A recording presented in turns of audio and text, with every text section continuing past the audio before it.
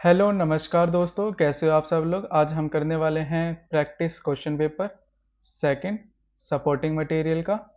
Solve करते हैं। आज सेक्शन ए देखते हैं। सेक्शन ए देखेंगे। Question number first, rational number 2/25 is equal to. क्या करेंगे, देखो ध्यान से। 2 को 25 से डिवाइड कर दो तो 0 लगाएंगे, तो पॉइंट लगाया, ठीक है। एक और 0 लगाएंगे तो पॉइंट के बाद 0 लिखेंगे, ठीक है। 200 आता है कितने पे, 8 पे आता है, तो 8 पे 200, खत्म। तो इसका आंसर क्या हो जाएगा, 0.08। 0.08 कहाँ है, ऑप्शन ए में। क्वेश्चन नंबर 2 देखेंगे। क्वेश्चन नंबर 2 कह रहे हैं इसकी 125 उसकी पावर 1 माइनस में 1/3 फाइंड करनी है। तो 125 का फैक्टर क्या होता है, फैक्टर करेंगे 5 से जाएगा, 5 दूनी 10, पंजे पंजे 25, 5 से करेंगे 5 पंजे, फिर 5 से करेंगे 1 आ जाएगा, ठीक है। मतलब 5 की पावर 3 उसकी पावर 1/3, तो करेंगे 3 इंटू 1/3, 3 से ये 3 गया, 5 की पावर क्या बचेगी माइनस में 1, तो 5 की पावर माइनस 1 प्लस में क्या हो जाएगा 1/5, ठीक है। तो 1/5 दिख रहा है, ये रहा ऑप्शन सी। क्योंकि हमने ये वाला फॉर्मूला पढ़ा है ना, ए की पावर अगर माइनस में होती है तो उसको हम 1/a लिख सकते हैं। तो यही फॉर्मूला यहाँ मैंने यहाँ पर पुट करा, इसको फिर मैंने ऐसे लिख दिया, ठीक है। चलो क्वेश्चन नंबर 3 देखते हैं। The zeros of polynomial. Question number 3 का जीरोस ऑफ पॉलिनोमियल निकालना है। तो हमें दे रखा है पी ऑफ एक्स, दे रखा है x+1 ब्रैकेट में x+2। इसका मतलब क्या है, जीरोस पूछ रहा है, मतलब p ऑफ x क्या है, 0। तो x+1 इक्वल में x+2 इक्वल में क्या हो जाएगा, 0 हो जाएगा। तो एक बार x+1 को इक्वल में 0 रखो और दूसरे में एक x+2 को इक्वल में 0 रखो। ये प्लस का उधर जाके क्या हो जाएगा माइनस का, ये प्लस का इधर आके क्या हो जाएगा माइनस का 1। एक क्या आ जाएगा माइनस का 1, दूसरा क्या आ जाएगा माइनस का 2। तो ऑप्शन क्या है इसका, ऑप्शन बी। क्वेश्चन नंबर 4 देखेंगे। If x-1 is a factor of x² plus ax plus 5 then the value of a। देखो हमें फैक्टर दे रखा है x-1 इक्वल में, फैक्टर दे रखा है x-1, उसका फैक्टर दे रखा है x² प्लस ax प्लस 5, ठीक है। हमें वैल्यू फाइंड करनी है किसकी, a की वैल्यू फाइंड करनी है। कैसे करेंगे, ये जो हमें दे रखा है ना फैक्टर, इसको इक्वल करेंगे 0, तो यहाँ पर x की वैल्यू क्या आ जाएगी, यहाँ से 1।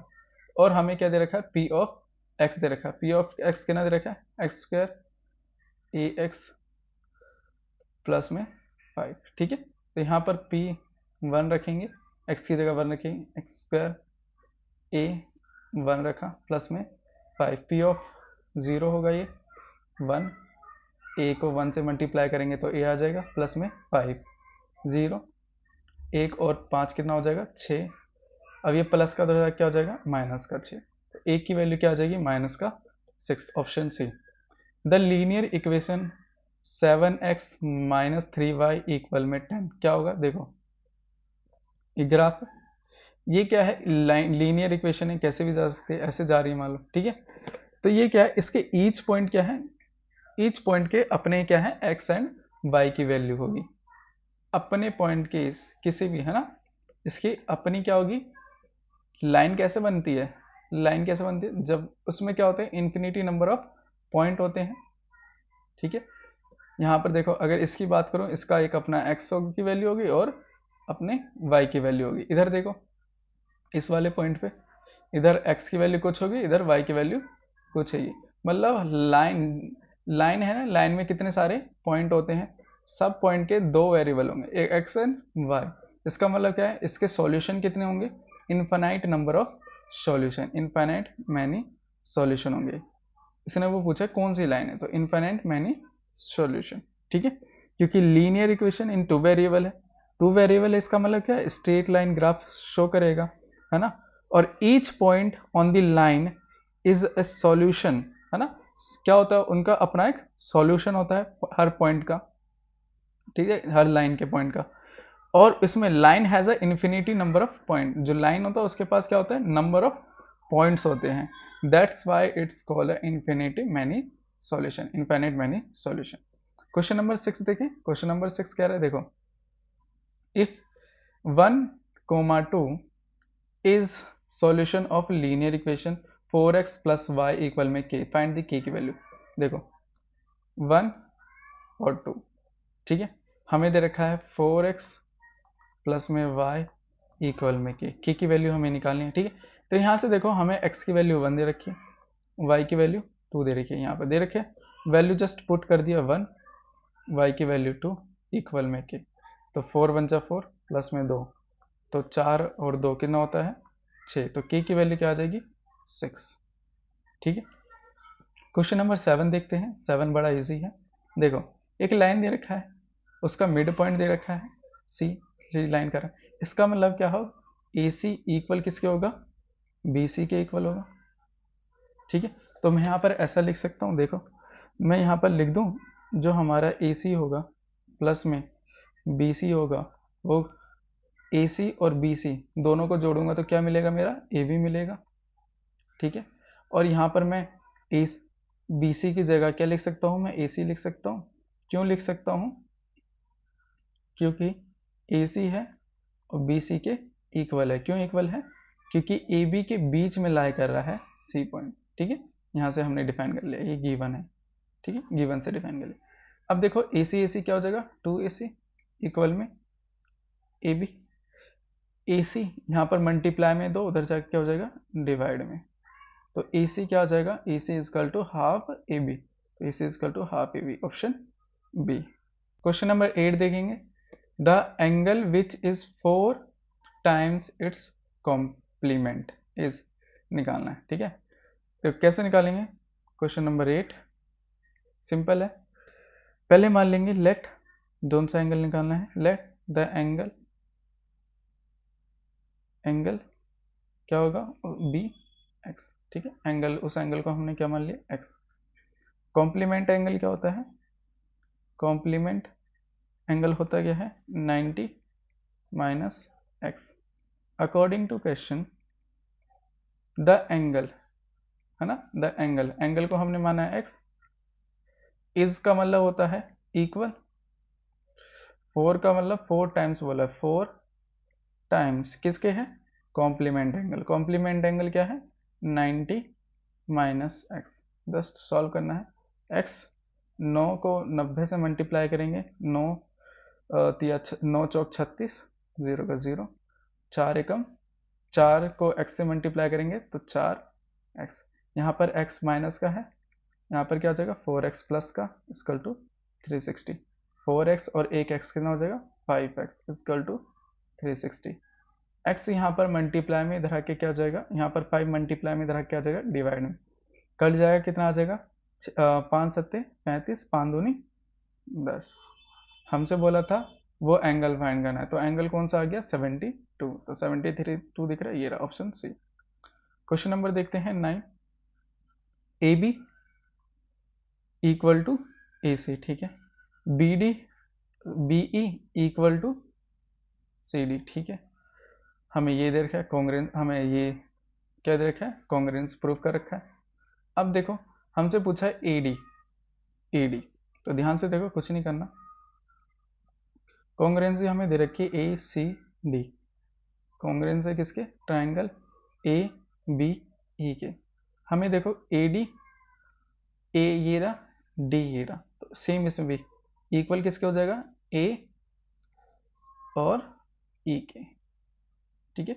बीच वाले को नहीं लेना है ना, तो यहाँ पर भी बीच को नहीं लेना, इसने लिया ए को और डी को। सिमिलरली यहाँ पर क्या हो जाएगा, ए और बी छोड़ के ई हो जाएगा, क्यों हो जाएगा, बाय सिटी। बस यही प्रूफ करना था, तो ए डी इक्वल किसके आ जाएगा, ए ई के आ जाएगा, खत्म, ठीक है। क्वेश्चन नंबर 10 देखते हैं। 10 बड़ा इजी है, लेट कर लेते हैं, लेट कर लेते हैं। ये क्या हो जाएगा 1x 2x, ये भी 2x and 4x। Let angles are 1x 2x 3x and 4x, ठीक है, कोऑर्डिनेटर के।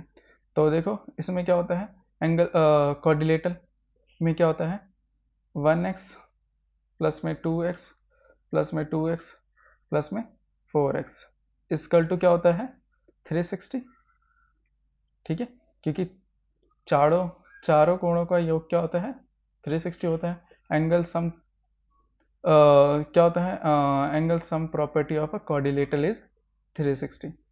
ठीक है, तो यहाँ पर 1 2 और 2 5 हो गया, 5 और 4 कितना हो गया, 9 हो गया। तो 9x इक्वल में 360। तो इन 9 यहाँ पर मल्टीप्लाई में, उधर जा क्या हो जाएगा, डिवाइड में कट जाएगा। 9 चौक 36, 0 का 0। तो x की वैल्यू क्या आ गई, 4। यहाँ पर हम 1x की वैल्यू निकालेंगे, तो 1x 1 इंटू 40, तो 40 आ जाएगा। 2x की निकालेंगे, 2 इंटू 40, तो क्या आ जाएगा 80। फिर से 2x की, वो 2x 2 इंटू 40 कितना आ जाएगा 80। फिर किसकी है, हमें किसकी निकालनी है, 4 की, 4x की। 4 इंटू 4 कितना आ जाएगा 160। तो यहाँ पर देखो पहला दे रखा है, पहला आना चाहिए 40, दूसरा आना चाहिए 80, 80 है, तीसरा भी 80, चौथा क्या है 160। तो ऑप्शन क्या हो जाएगा, ऑप्शन डी। क्वेश्चन नंबर 11 देखेंगे। The quadrilateral found by joining the mid point of a sides quadrilateral PQRS take in order it is a rectangle. जब एक क्वाड्रिलेटरल होता है, ठीक है, उसके साइड, उसके डायगोनल्स को क्या कर देते हैं, मिड पॉइंट को टच करते हैं।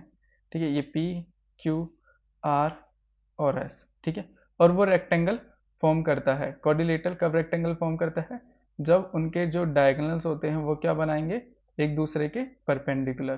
तो इसका आंसर क्या हो जाएगा, जब वो क्या बनाएंगे, एक दूसरे के परपेंडिकुलर।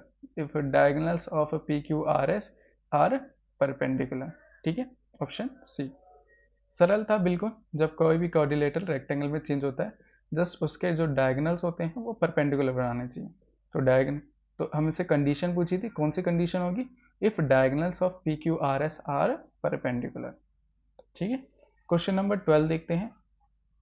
अ कोड 6 centimetre long is drawn in a circle with a diameter equal to 10 centimeter, then its perpendicular distance from the center निकालना है। देखो क्वेश्चन नंबर 12, पहले तो सर्कल बना लेता हूँ। ठीक है, इसमें कोड दे रखा है, कोड दे रखा है 6 सेंटीमीटर का, 6 सेंटीमीटर। डायमीटर दे रखा है, डायमीटर दे रखा है 10 सेंटीमीटर का।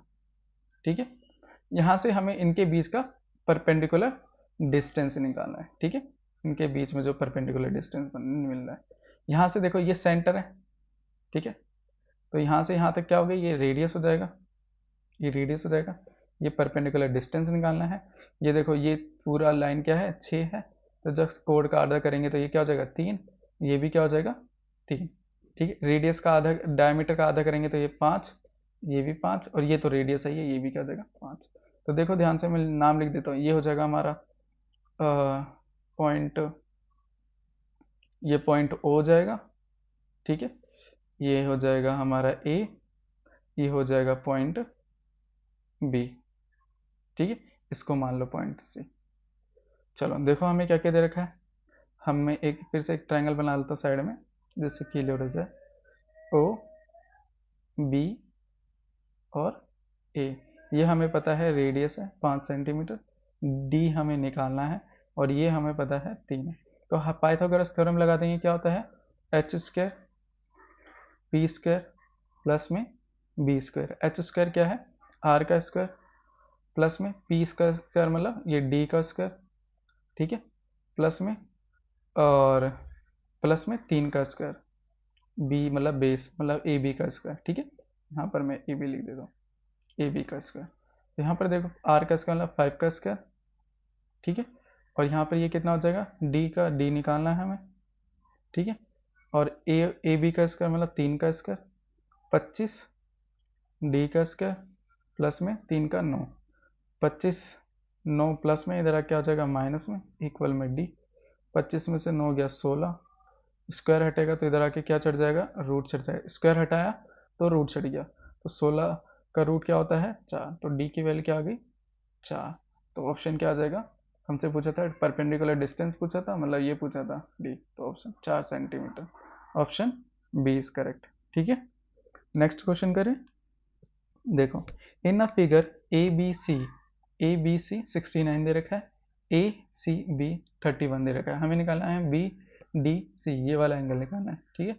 कैसे निकालेंगे देखो, क्वेश्चन नंबर 12 12 नहीं 13, क्वेश्चन नंबर 13 देखो क्या करेंगे। इन ट्राइंगल लेता हूँ ए बी सी, ए बी सी ये वाला ट्राइंगल लिया, ठीक है।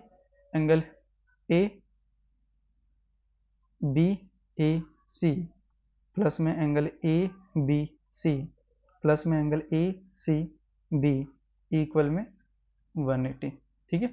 ए बी, ये देखो बी ए सी ये वाला एंगल, फिर क्या लिया है ये वाला है ए बी सी ये वाला एंगल, फिर लिया 31 ए सी बी ये वाला, तीनों का एंगल क्या, तीनों एंगल का सम क्या होता है 180। तो angle sum property for triangle, angle sum property of triangle, ठीक है।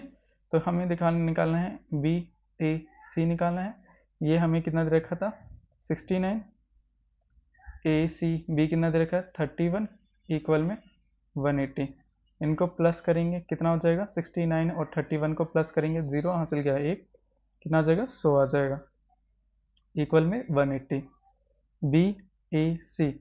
100 यहाँ पर प्लस का, उधर जाके क्या हो जाएगा माइनस का, कितना आ जाएगा एंगल बी ए सी कितना आ जाएगा 80 आ जाएगा, ठीक है। एंगल बी ए सी क्या आ जाएगा 80। अब ध्यान से देखो angle B A C equal किसके हो जाएगा एंगल बी डी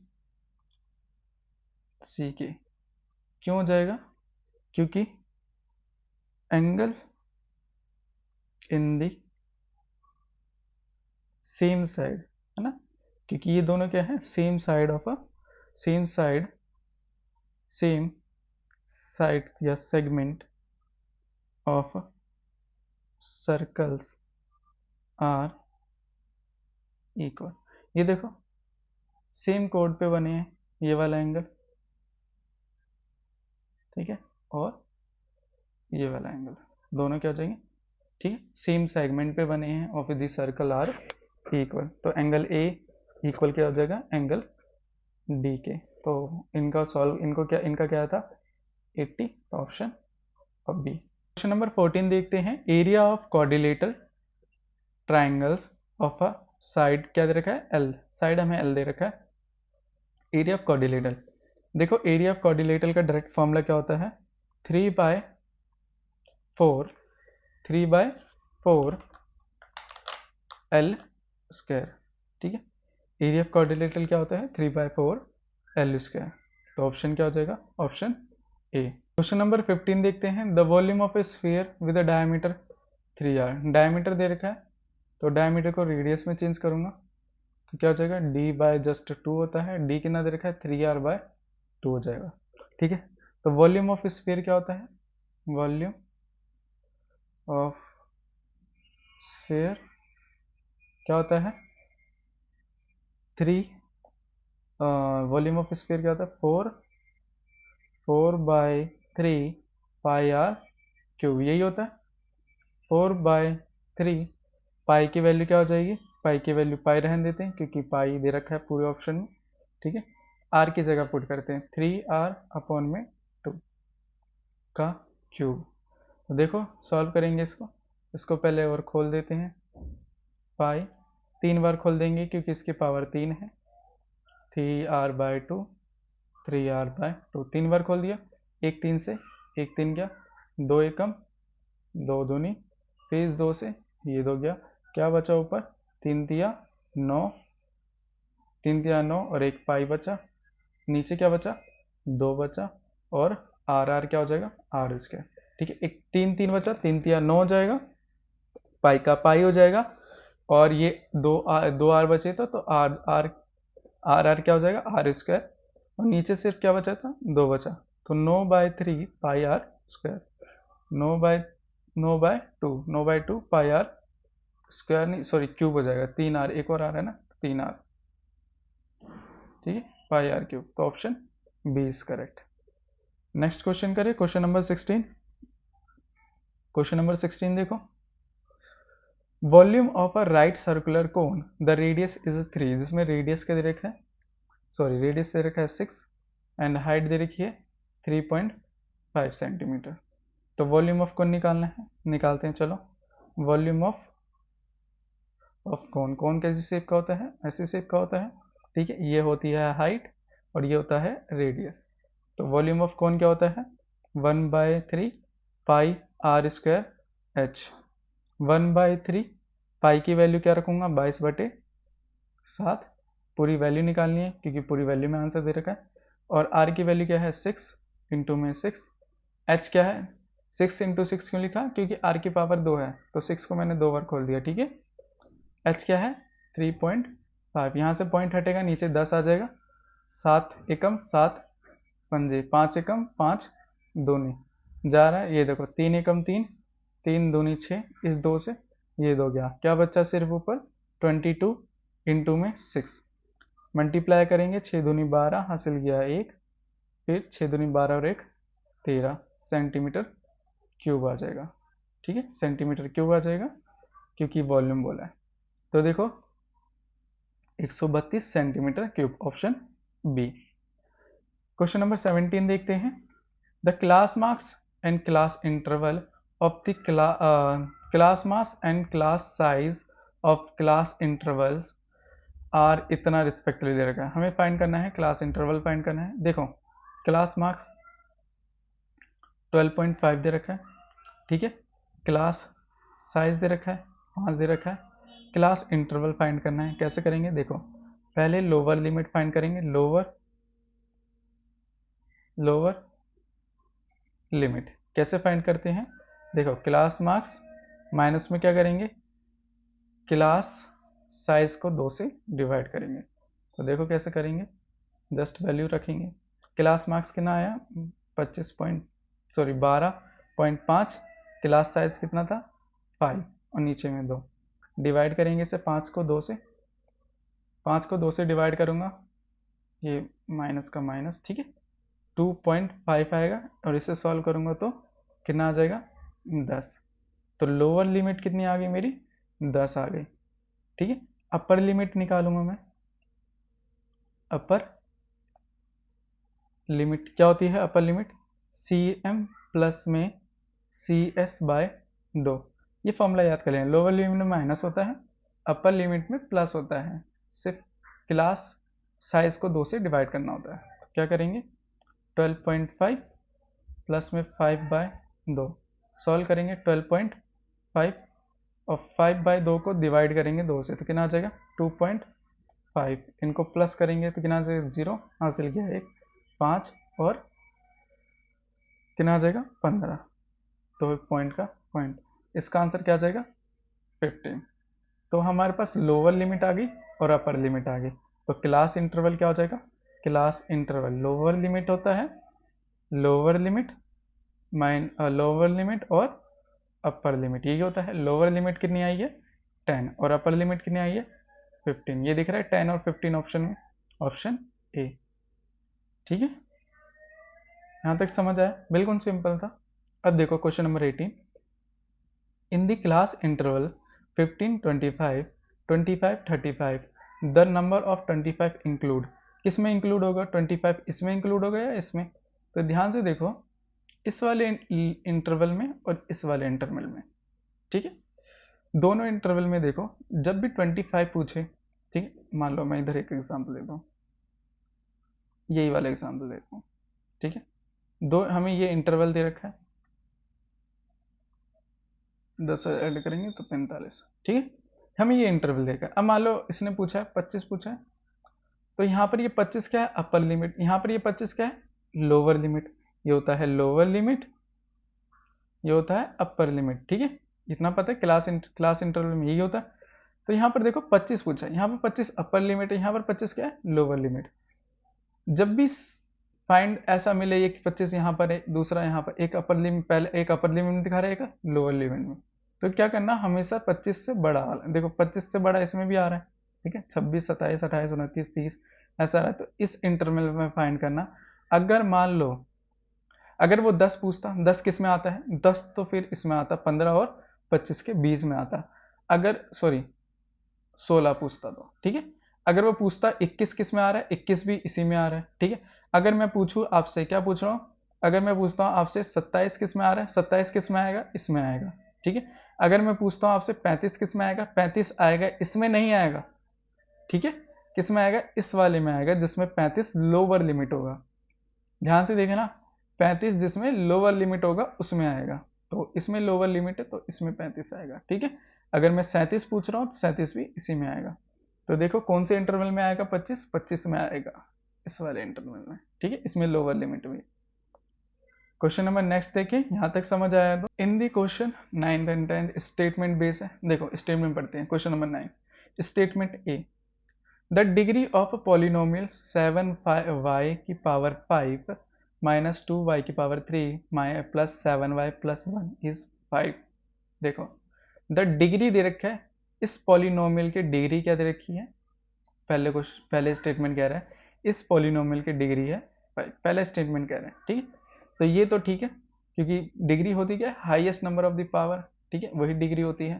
तो पहला स्टेटमेंट तो ठीक है। The highest power of variable in a polynomial is degree of polynomial, yes, ये भी ऑप्शन ठीक है। हाईएस्ट पावर ही क्या होती है, डिग्री ऑफ पॉलिनोमियल होती है, ठीक है। ऑप्शन सॉरी स्टेटमेंट आर भी क्या है, ठीक है। स्टेटमेंट ए भी ठीक है, स्टेटमेंट आर भी ठीक है। तो स्टेटमेंट ए भी ठीक है, statement R, both statement are true. But ध्यान से देखना, जो स्टेटमेंट आर है ना, उसमें ना करेक्ट एक्सप्लेनेशन दे रखा है। जो डिग्री होती है वही क्या होती है, हाईएस्ट पावर ऑफ, ठीक है, वेरिएबल होती है, वेरिएबल की हाईएस्ट पावर होती है। तो जो देखो R is a correct explanation, ठीक है, किस ऑफ ए का, ए का ही क्या दे रखा है, पूरा विस्तार कर रखा है किसमें, ऑप्शन स्टेटमेंट आर में। तो ऑप्शन क्या हो जाएगा, ए।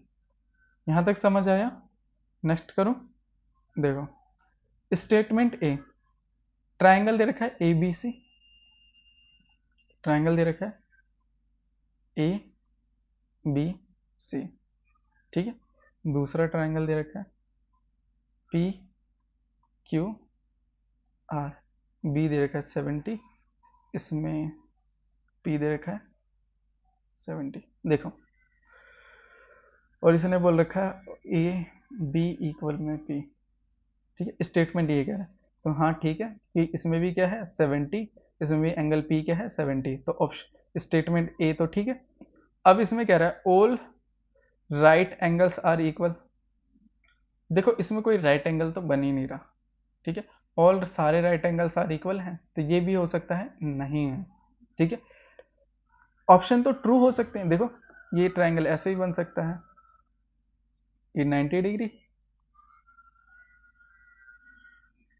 इसमें भी एक 90 डिग्री बना रहा हूँ, ठीक है। ये मान लो ये 70 है, इसको बी रख देता हूँ, इसको ए मान लेता हूँ, ये सी मान लेता हूँ, ठीक है। ये 70 है, इसको पी रख देता हूँ, इसको क्या मान लेता हूँ, ये है क्यू और ये है आर, ठीक है। इसमें देखो एक राइट एंगल, इसमें भी एक राइट एंगल, और ये क्या हो जाएगा, ये हमारा ये 20, ठीक है। इसने बोला है पहला तो ऑप्शन ठीक है, ऑप्शन ठीक है, बी इक्वल है P K, all right angles are equal, हाँ इसमें भी राइट एंगल बन सकता है, इस ट्राइंगल में भी राइट एंगल बन सकता है, और दोनों इक्वल हो सकते हैं, ठीक है। पर पर एक कंडीशन है, जो स्टेटमेंट ए है ना, उसका ये करेक्ट एक्सप्लेनेशन नहीं है, बट लॉजिकली नहीं है, ठीक है, लॉजिकली नहीं है कोई आंसर, ठीक है। वैसे ही ये हो सकता है करेक्ट, पर लॉजिकली इसका आंसर नहीं है, ठीक है। तो इसमें क्या होगा, इसका रीजन गलत होगा, आर का सिर्फ रीजन गलत होगा, ठीक है। मतलब आर जो है ना, वो ए का करेक्ट एक्सप्लेनेशन नहीं है, बाकी दोनों स्टेटमेंट क्या है, ट्रू है। देखो तीनों ट्रायंगल के तीनों कोणों का सम कितना होता है 180, मतलब तीनों एंगल को अगर प्लस करें उनका सम क्या होगा 180। देखो ये 70, ये है 90, बचा कितना 20, तो इन सबको प्लस करेंगे तो आएगा क्या 180, इसमें भी सेम इनको प्लस करेंगे 180 आएगा। तो हो सकता है एक राइट, इसमें भी एक राइट एंगल बन रहा हो, इसमें भी एक राइट एंगल बन रहा हो, वो दोनों क्या हो, इक्वल हो, पर जरूरी नहीं है, ठीक है, लॉजिकली नहीं है, वैसे हो सकता है, ठीक है। तो इसमें क्या होगा, ऑप्शन बी क्यों होगा, both assertion A and reason true, but reason R is not a correct explanation of A। ठीक है, यहाँ तक समझ आया? आज के लिए इतना ही। और अगर आपको कोई डाउट है या कोई क्वेश्चन ना समझ आया, मुझे कमेंट कर देना, उसको मैं नेक्स्ट वीडियो में और अच्छे से समझाऊंगा।